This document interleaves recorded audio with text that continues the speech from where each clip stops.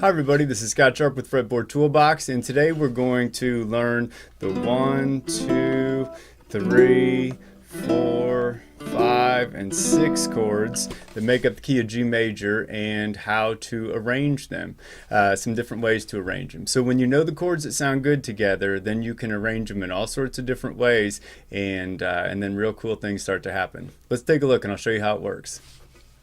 Today we're going to use a Fretboard Toolbox Essential Baritone Ukulele ebook, and we're going to use the key of G major. And these chords over here, G major, A minor, B minor, C major, D major, and E minor, those are the 6 main chords that make up the key of G major.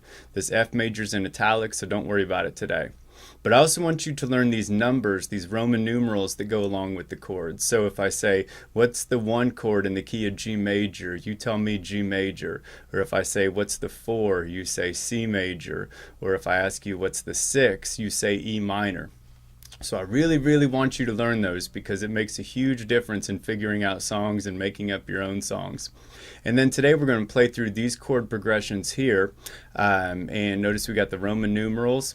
And the reason I want to know that is if I know that 151 in the key of G is G, D, G, like G, D, G. And then if I learn what's the 1-4 or 151 in the key of C, C, G, C,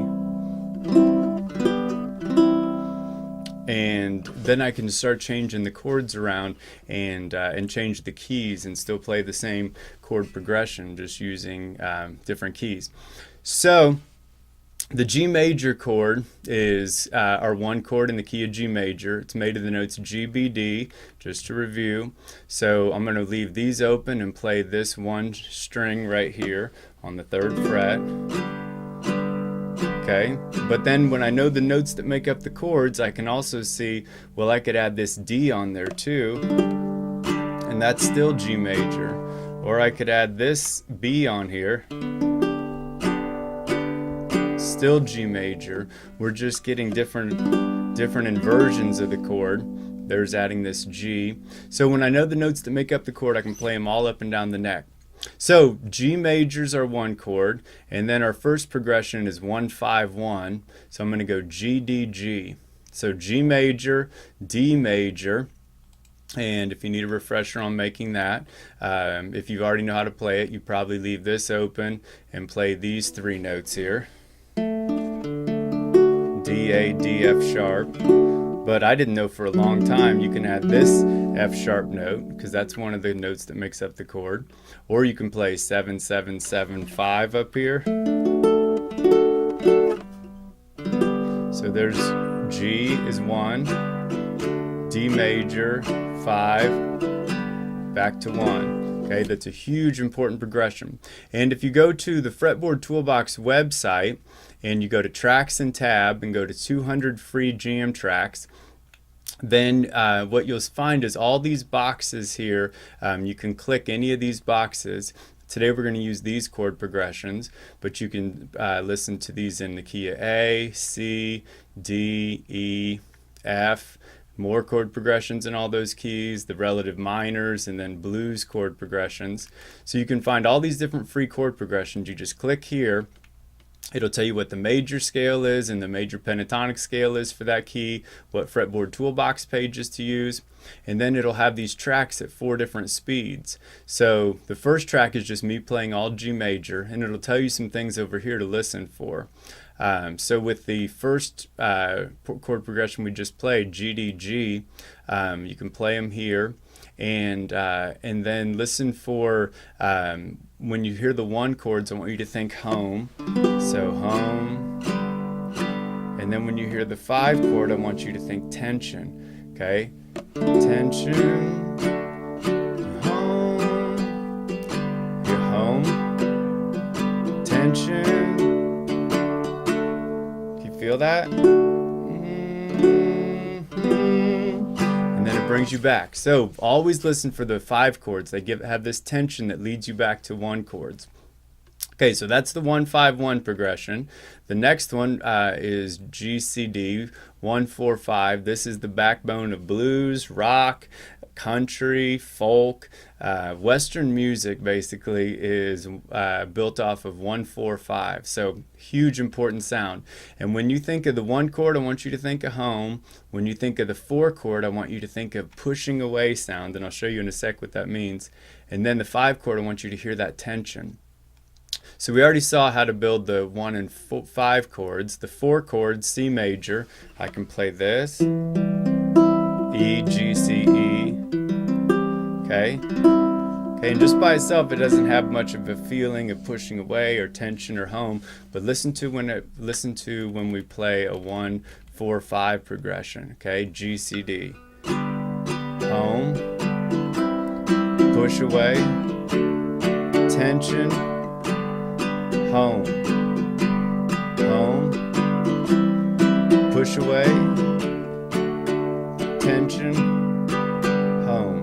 Okay, listen to that 4 chord again. Push away, back to home.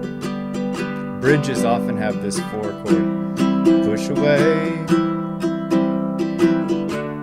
tension, back to home. Okay, so that's 1-4-5. Now if we want to play a 1-5-4 progression, that's a real beautiful progression in tons of songs, and it's cool because it's got that, it goes from home to tension to push away. So listen to this different sound it gives you. 1, 5, 4,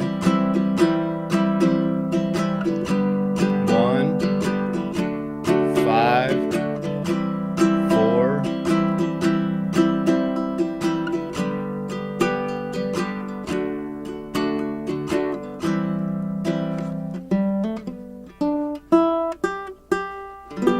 So 1-5-4, awesome progression. The next one would be a 1-6-4-5. Okay, so to see the 6th chord, that's an E minor. I can just play this E right here because it's made of the notes E, G, and B, or I can add on this G if I want. Okay, so listen to how E minor has a sadder sound. Minor chords have sadder sounds. And it's so beautiful on the ukulele. There's G major, E minor. Just one note. I can even leave this G on. G major,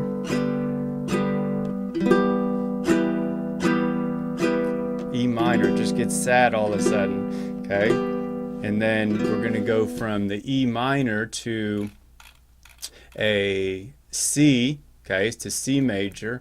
And I love this move on a ukulele because I had G major, E minor, okay? Now to go to a C major, it's made of the note C, E, G. So I'm just going to change that B to a C. And then I've got E, G, C, E, which is all C major notes. Okay, I love that move.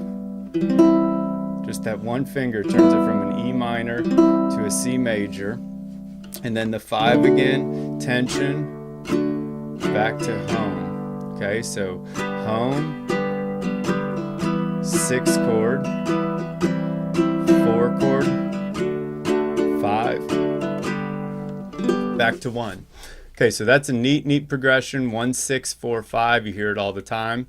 The next one is a 1-6-2-5, G, E minor, A minor, D.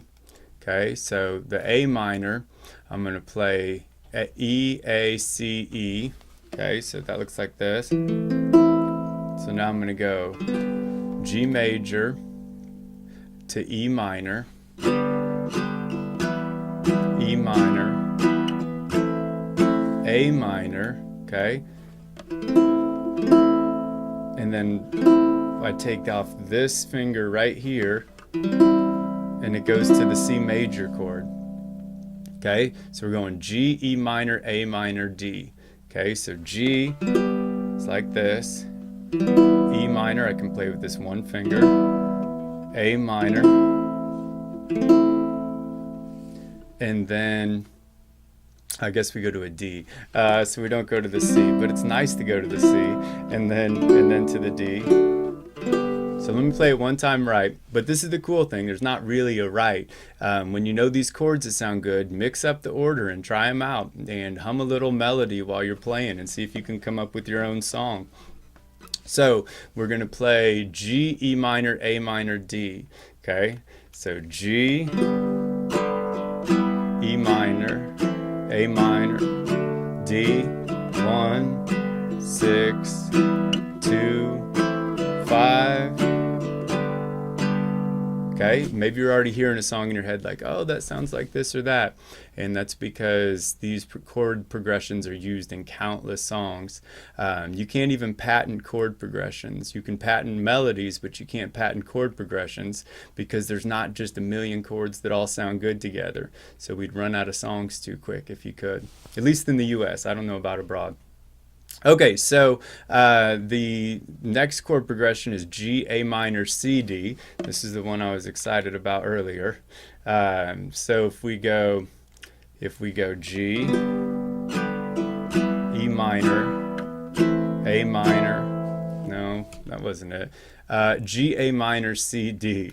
Okay, G, A minor, C major, D, G, E minor, A minor. Why do I keep adding that E minor? G, A minor, C major, D major, G, A minor, C major, D, 1, 2, 4, 5, 1. Okay, then there's one more progression here. It's a 5-4-1, 5-4-1, D, C, G. And this one has a neat sound too. We can look at it over here. This one has a neat sound too because it's a descending kind of a feel. Okay, so we're going to go 5, 4, 1, 5,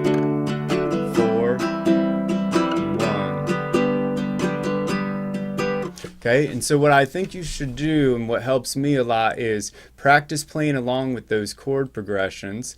Listen for the different things to listen for in the songs, or read about the different things to listen for in the songs. And then when you can strum along with these at different speeds, then you can start working on doing some soloing with them and figuring out how do I use the major scale or the major pentatonic scale.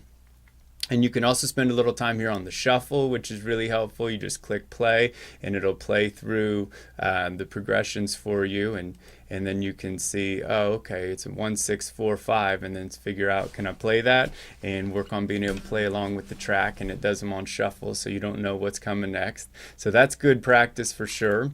And then after you learn those chord progressions in the key of G, try them in maybe the key of C next, or the key of D. You can try them in the key of A or E, and you start getting down the sounds of what does a 1-4-5 sound like, or a 1-5-4, or a 1-6-4-5, and then you can figure out songs so much quicker, and that makes it a lot of fun.